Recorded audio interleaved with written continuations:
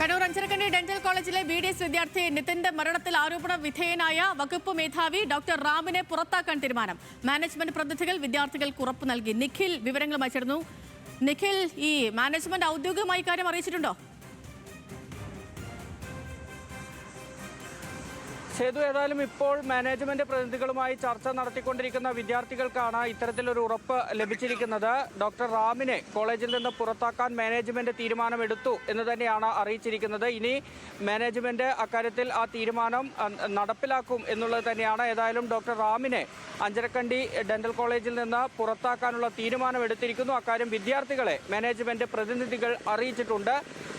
മറ്റു വഴികളില്ലാതെ, വിദ്യാർത്ഥി സമരത്തിന് മുന്നിൽ മറ്റ് വഴികളില്ലാതെ മാനേജ്മെന്റ് അത്തരമൊരു തീരുമാനത്തിലേക്ക് പോകുന്നു എന്നുള്ളത് തന്നെയാണ് ഏറ്റവും ശ്രദ്ധേയം. കാരണം കഴിഞ്ഞ ദിവസങ്ങളിൽ അവിടെ ഫൈനൽ ഇയർ വിദ്യാർത്ഥികളും ഒപ്പം ഹൗസ് സർജന്മാരുമാണ് ഇത്തരത്തിൽ ക്ലാസ് ബഹിഷ്കരിച്ചും ഒപ്പം തന്നെ ഡ്യൂട്ടി ബഹിഷ്കരിച്ചുമൊക്കെ സമരത്തിലേക്ക് കടന്നിരുന്നത് എങ്കിൽ ഇന്ന് ഒന്നാം വർഷ വിദ്യാർത്ഥികൾ കൂടി കോളേജിലേക്ക് എത്തിയതോടുകൂടി അവർ അവരുടെ പ്രൊഫഷന്റെ ഭാഗമായ അതിനെ സൂചിപ്പിക്കുന്ന ഏറ്റവും പ്രധാനപ്പെട്ട കാര്യമായ അവരുടെ വൈറ്റ് കോട്ട് അത് ഊരി മാറ്റിയതിന് ശേഷമാണ് അവർ പ്രതിഷേധത്തിൽ എത്തിയത്.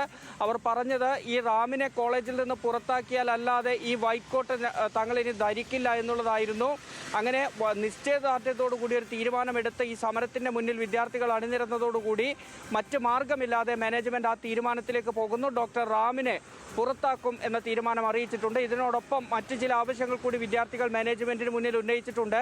അതിൽ പ്രധാനപ്പെട്ട കാര്യം, ഈ വിദ്യാർത്ഥികൾ ഒരു ഇമെയിൽ ID ക്രിയേറ്റ് ചെയ്ത് ഇത്തരത്തിൽ പരാതികൾ സ്വീകരിക്കുന്നതായിരുന്നു. ആ പരാതി 150ഓളം പരാതികൾ ലഭിച്ചതിൽ ഡോക്ടർ റാമിനൊപ്പം തന്നെ മറ്റ് 2 അധ്യാപകർ കൂടിയുണ്ട്.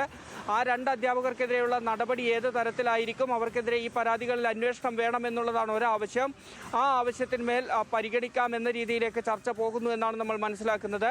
മറ്റൊന്ന്, നിലവിൽ ഈ അഞ്ചരക്കണ്ടി ഡെന്റൽ കോളേജിൽ PTA എന്നൊരു സംവിധാനമില്ല. അതുകൊണ്ട് തന്നെ ഈ വിദ്യാർത്ഥികളുമായി ബന്ധപ്പെട്ട അല്ലെങ്കിൽ അധ്യാപകരെ കുറിച്ചുള്ള പരാതികൾ ഉൾപ്പെടെ രക്ഷിതാക്കൾക്ക് പറയാനൊരു വേദിയില്ലാത്തൊരു സാഹചര്യമുണ്ട്. അങ്ങനെ PTA രൂപീകരിക്കുക എന്നുള്ളതാണ് മറ്റൊരാവശ്യം.